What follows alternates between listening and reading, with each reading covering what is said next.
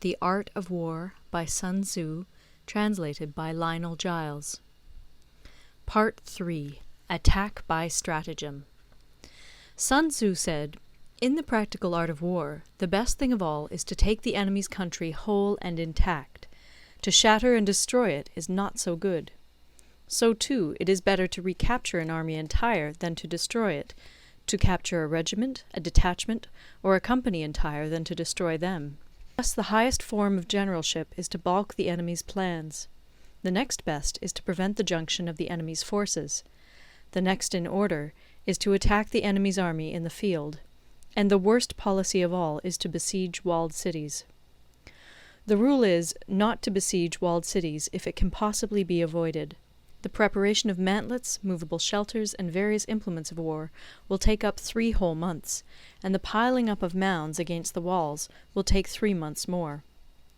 The general, unable to control his irritation, will launch his men to the assault like swarming ants, with the result that 1/3 of his men are slain, while the town still remains untaken. Such are the disastrous effects of a siege. Therefore the skilful leader subdues the enemy's troops without any fighting. He captures their cities without laying siege to them. He overthrows their kingdom without lengthy operations in the field. With his forces intact he will dispute the mastery of the empire, and thus, without losing a man, his triumph will be complete. This is the method of attacking by stratagem. It is the rule in war, if our forces are 10 to the enemy's 1, to surround him; if 5 to 1, to attack him; if twice as numerous, to divide our army into 2.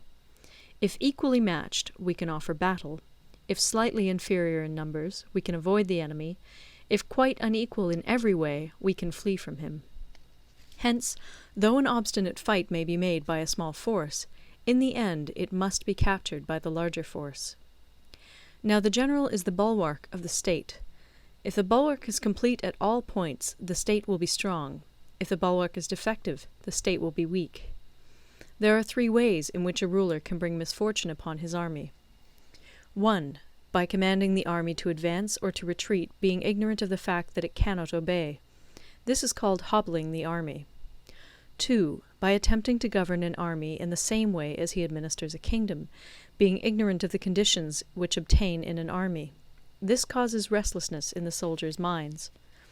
3. By employing the officers of his army without discrimination through ignorance of the military principle of adaptation to circumstances. This shakes the confidence of the soldiers. But when the army is restless and distrustful, trouble is sure to come from the other feudal princes. This is simply bringing anarchy into the army, and flinging victory away. Thus we may know that there are 5 essentials for victory. 1. He will win who knows when to fight and when not to fight. 2. He will win who knows how to handle both superior and inferior forces. 3. He will win whose army is animated by the same spirit throughout all its ranks. 4. He will win who, prepared himself, waits to take the enemy unprepared. 5. He will win who has military capacity and is not interfered with by the sovereign. Hence the saying, if you know the enemy and know yourself, you need not fear the result of 100 battles. If you know yourself, but not the enemy, for every victory gained you will also suffer a defeat. If you know neither the enemy nor yourself, you will succumb in every battle. End of Part 3. Part 4. Tactical Dispositions. Sun Tzu said, "The good fighters of old first put themselves beyond the possibility of defeat, and then waited for an opportunity of defeating the enemy. To secure ourselves against defeat lies in our own hands, but the opportunity of defeating the enemy is provided by the enemy himself. Thus the good fighter is able to secure himself against defeat, but cannot make certain of defeating the enemy. Hence the saying, one may know how to conquer without being able to do it." Security against defeat implies defensive tactics. Ability to defeat the enemy means taking the offensive. Standing on the defensive indicates insufficient strength. Attacking, a superabundance of strength. The general who is skilled in defense hides in the most secret recesses of the earth. He who is skilled in attack flashes forth from the topmost heights of heaven.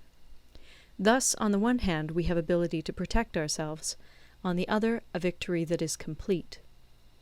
To see victory only when it is within the ken of the common herd is not the acme of excellence. Neither is it the acme of excellence if you fight and conquer, and the whole empire says, "Well done!" To lift an autumn hair is no sign of great strength.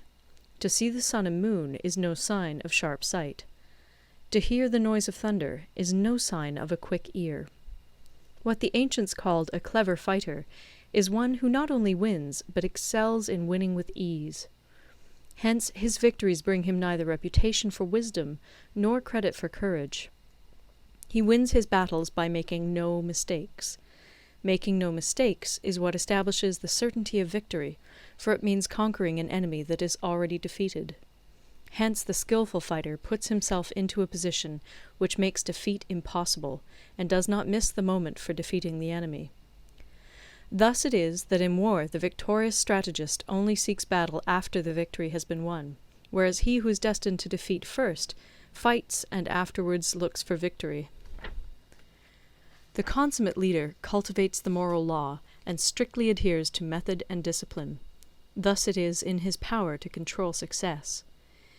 In respect of military method we have, firstly, measurement, secondly, estimation of quantity, thirdly, calculation, fourthly, balancing of chances, fifthly, victory. Measurement owes its existence to earth, estimation of quantity to measurement, calculation to estimation of quantity, balancing of chances to calculation, and victory to balancing of chances. A victorious army opposed to a routed one is as a pound's weight placed in the scale against a single grain. The onrush of a conquering force is like the bursting of pent-up waters into a chasm 1,000 fathoms deep. End of Part 4.